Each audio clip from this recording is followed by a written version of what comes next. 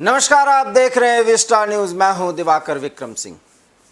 फिलहाल झारखंड में राजनीतिक सरगर्मी बहुत तेज है और जब हम आपसे बात कर रहे हैं तो हेमंत सोरेन जो मुख्यमंत्री हैं और जो विधानसभा सदस्य के रूप में अयोग्य घोषित किए जाएं, ऐसी बात आगे बढ़ा दी गई है इलेक्शन कमीशन की तरफ से।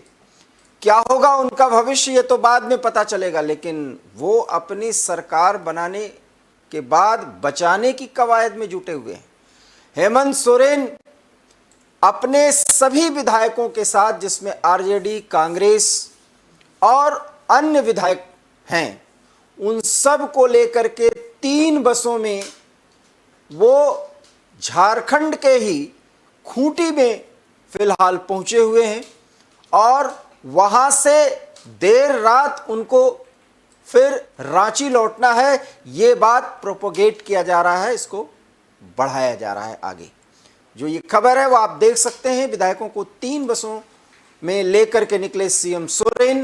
बैठक के बाद विधायकों के साथ बस से निकले हैं। सभी विधायकों को सुरक्षित रिसोर्ट में ले जाया गया। पहले विधायकों को छत्तीसगढ़ शिफ्ट किए जाने की खबर थी, लेकिन वो खूंटी पहुंचे हैं, जो झारखंड का एक महत्वपूर्ण स्थान है।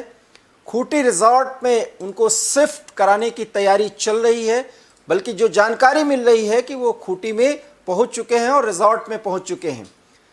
ये सियासी हलचल जो चल रही है, इसके मायने साफ है, क्योंकि खबर ये थी कि भारतीय जनता पार्टी के कुछ नेताओं की तरफ से ये बयान दिया गया कि सिर्फ 36 विधायकों का मात्र समर्थन रखते हैं इस समय, बाकी विधायक उनसे नाराज हैं या वो बहुत कुछ सोच रहे हैं। बहुत कुछ सोचने का मतलब वो पाला बदल सकते हैं। और इसके बाद हेमंत सोरेन पूरी तरीके से अपनी सरकार को बचाने की कवायद में जुट गए हैं। अब हम आपको ग्राफिक्स के जरिए कुछ और महत्वपूर्ण बातें बताना चाहते हैं। आप देखिए कि हेमंत सोरेन की वास्तविक मुश्किल क्या है। सबसे पहले हम आपको ये बताते हैं कि हेमंत सोरेन कुर्सी पर जो उनके संकट गहराया है, उसके समीकरण क्या है। सिचुएशन 2, विधानसभा सदस्यता रद्द होते हैं, चुनाव लड़ने पर रोक लगती है, कुर्सी जाएगी, झारखंड को मिलेगा नया मुख्यमंत्री। ये सिचुएशन 2 है। सिचुएशन 1 है कि विधानसभा सदस्यता रद्द होते हैं, चुनाव लड़ने पर रोक नहीं लगती तो कुर्सी बचेगी, 6 महीने में उनको उपचुनाव जीतना होगा। ये झारखंड में जो समीकरण है वो है। मुश्किल क्यों बढ़ी है उनकी, क्या है मामला? सीएम सोरेन के खिलाफ ऑफिस ऑफ प्रॉपर्टी केस का मामला है। रांची के अनगढ़ा में पत्थर की खदान लीज पर लेने का मामला है। अब आप समझते जाइए कि इसमें कहां गड़बड़ झाला है। बीजेपी ने फरवरी 2022 में राज्यपाल को एक ज्ञापन सौंपा था। सोरेन पर सीएम रहते अपने नाम से पत्थर खनन लीज पर आवंटित कराने का आरोप लगा है। सीधे सीधे गड़बड़ झाले का मामला है। बीजेपी ने की थी हेमंत सोरेन के विधानसभा सदस्यता को रद्द किए जाने की मांग, ये बीजेपी की तरफ से की गई थी। बीजेपी ने हेमंत सोरेन की विधानसभा सदस्यता रद्द की जाए, ऐसी मांग सामने रखी थी। सीएम सोरेन के आरटीआई एक्टिविस्ट शिव शर्मा ने दायर की थी 2 पीआईएल। ये सीएम सोरेन के खिलाफ मामला गया। जो आरटीआई एक्टिविस्ट शिव शर्मा ने पीआईएल दायर की थी, उसी पर ये सारी कार्यवाही आगे बढ़ी। और अब हम आपको बताते हैं कि सीबीआई और ईडी ने माइनिंग घोटाले की जांच कराने, सीबीआई और ईडी से माइनिंग जांच कराने की मांग की गई थी।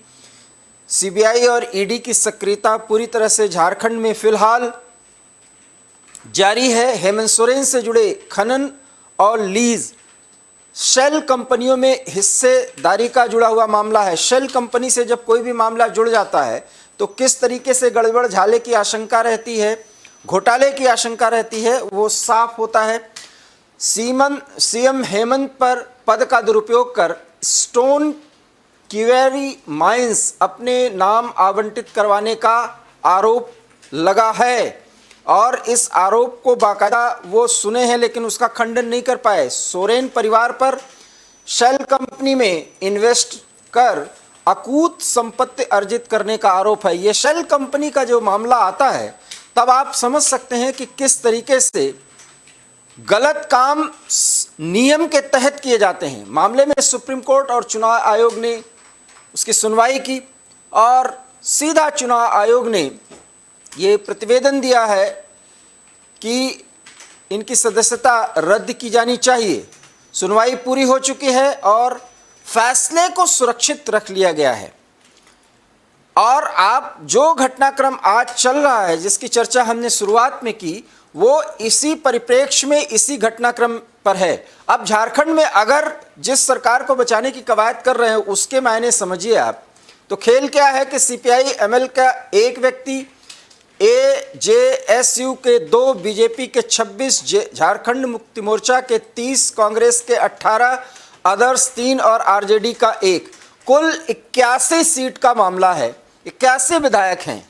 अब आप समझ सकते हैं कि ये विधायकों की पूरी संख्या है जिसमें झारखंड मुक्ति मोर्चा, बीजेपी, कांग्रेस, एजेएसयू, सीपीआई-एमएल सब शामिल हैं।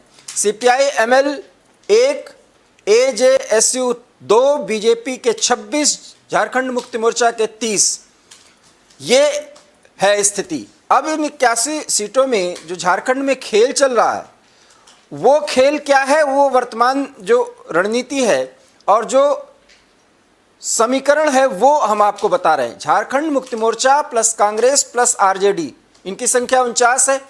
बहुमत के लिए मात्र 41 सीटों की जरूरत है।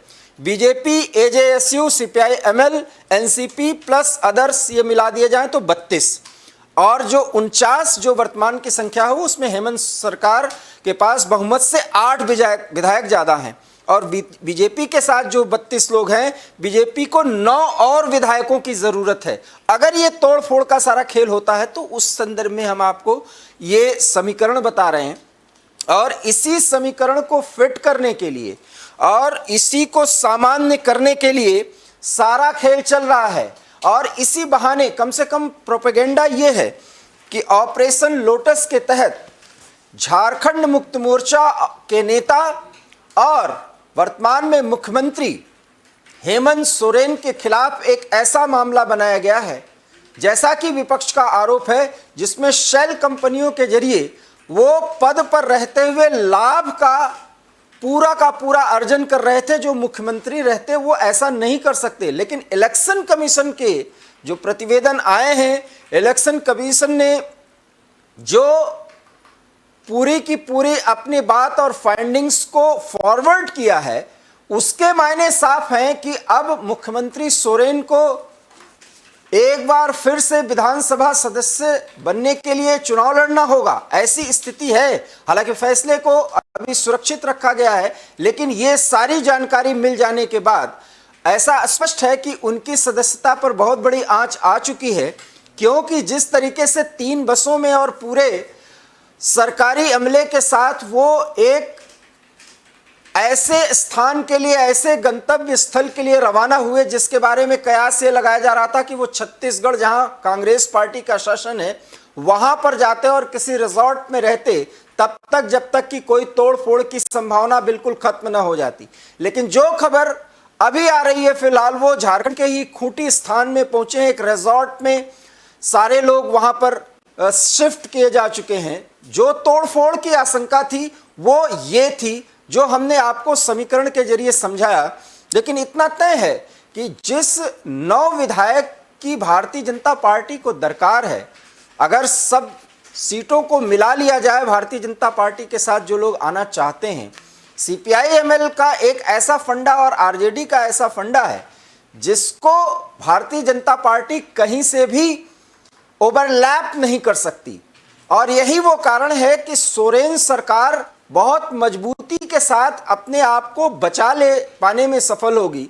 लेकिन चूंकि ऑपरेशन लोटस का मामला पूरे देश में महाराष्ट्र से लेकर के दिल्ली और बिहार और अब झारखंड पहुंचा है, जहां एक तरफ सीबीआई और ईडी के जरिए विपक्ष शासित किसी भी राज्य के सरकार को अस्थिर करने की बातें सामने लाई जा रही हैं, उसी दौर में हेमंत सोरेन के प्रमुख सहायक के खिलाफ जो कार्रवाई की गई और फिर हेमंत सोरेन को भी एक शेल कंपनी के जरिए उनका और उनके परिवार के तरफ से जो भी कृत्य है उस मामले के सामने आने के बाद इस सरकार पर संकट के बादल हैं। भारतीय जनता पार्टी जो प्रमुख विपक्षी पार्टी है, लेकिन कुल विधायकों की संख्या उनके साथ फिलहाल 32 है।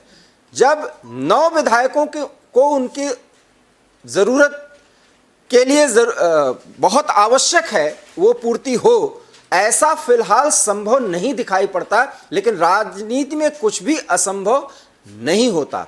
एक बार हम फिर आपको उस ग्राफिक्स के जरिए बताने की कोशिश करेंगे कि समीकरण है क्या, कितनी सीटें किसके पास हैं, वो हम आपको दिखाने की कोशिश कर रहे हैं और बताने की कोशिश कर रहे हैं कि हेमंत सोरेन सरकार भले ही अपने विधायकों को लेकर के शिफ्टिंग मोड में है, लेकिन कोई बहुत बड़ी आंच इस सरकार के ऊपर आ गई है। ऐसा नहीं लगता कि भारतीय जनता पार्टी किसी मुहिम में सफल हो सकती है। ये कुल 81 सीट है। झारखंड मुक्ति मोर्चा, कांग्रेस, आरजेडी को मिलाकर के 49, बहुमत के लिए मात्र 41, बीजेपी, एजेएसयू प्लस सीपीएम एमएल को मिलाकर के 39 लोग हैं। 32 लोग हैं, माफ करिएगा, ये 32 लोग हैं। विधायकों की जो जरूरत बीजेपी को पड़ेगी अगर तोड़फोड़ होती है तो 9, और हेमंत सोरेन सरकार के पास बहुमत से 8 विधायक अधिक हैं। यही वो आंकड़ा है जिसमें वो कंफर्टेबल स्थिति में हैं अगर देखा जाए तो। अब हम अगले ग्राफिक्स पर एक बार फिर आपको लिए चलते हैं। ये है झारखंड में जो खेल है, वो आंकड़े क्या कहते हैं। तो सीपीआई के 1, एजेएसयू के 2, बीजेपी के 26, झारखंड मुक्ति मोर्चा के 30, कांग्रेस के 18, अदर्स की संख्या 3 है, आरजेडी के 1 लोग हैं। ये 81 विधायक से पूरी वहां की विधानसभा गठित हुई है। अब अगर अगले हम ग्राफिक्स पर आपको ले चलें तो हम आपको बताएंगे कि इस तोड़फोड़ के खेल में क्या स्थिति बन पा रही है, वो हम आपको बताने की कोशिश कर रहे हैं। ये 81 विधायकों के पूरे विधानसभा सदस्यों की संख्या है और वो संख्या जिसमें हम आपको बताने की कोशिश करेंगे कि किस तरीके से, ठीक है, ये हम एक बार फिर उस ग्राफिक्स पर आपको लिए चलते हैं। झारखंड मुक्ति मोर्चा, कांग्रेस और आरजेडी 49, बहुमत के लिए 41, बीजेपी, एजेएसयू और सीपीआईएमएल, एनसीपी, अदर, इन सब को मिलाकर 32, जरूरत है बीजेपी को 9, और दूसरी तरफ हेमंत सोरेन सरकार बहुमत से 8 विधायक ज्यादा है। और यही वो फंडामेंटल फैक्ट है जिसके आधार पर कहा जा सकता है कि हेमंत सोरेन एक मुख्यमंत्री के तौर पर, जिनके सामने एक ऐसी तलवार लटक रही है कि वो मुख्यमंत्री रहते भी हैं या नहीं, क्योंकि ऑफिस ऑफ द प्रॉफिट के मामले में वो फंस चुके हैं और उनका पूरा का पूरा मामला बाकायदा राज्यपाल, वहां के विधानसभा अध्यक्ष, इन सब के संज्ञान में है। क्या कुछ राज्यपाल प्रतिवेदन के स्वरूप आगे कोई कार्यवाही करने की बात कर सकते हैं, ये भी देखना होगा। और विधानसभा में किस बात पर चर्चा हो सकती है, ये सब भी कहा जाएगा।